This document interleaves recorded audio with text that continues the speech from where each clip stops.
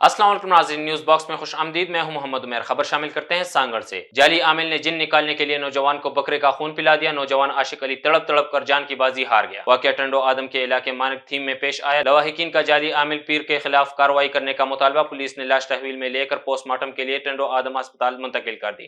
Report कर रहे थे न्यूज़ बॉक्स के नुमाइंदे मिंठार अली।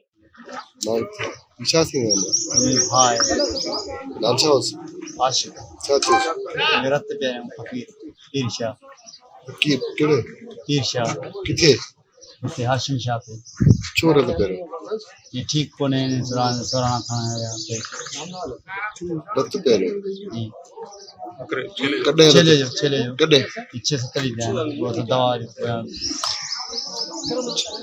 हाणे छा था चो हाँ इंसान बता खपे गरीब आयूं असां गरीबी सां थे मुंहिंजे भाउ खे मारे छॾियो। ये शादीशुदा हो? जी घणा टाइम थियो शादी? 12 महीना इन महीने में शादी थी वगी छा कंदो पा? मजदूरी कंदो पलवाणी बोरिंग वारी इंसाफ खपे असांजो एफआईआर सां खपे बेसन असां ज़ुल्म थियो असां भाउ आहे मुंहिंजो।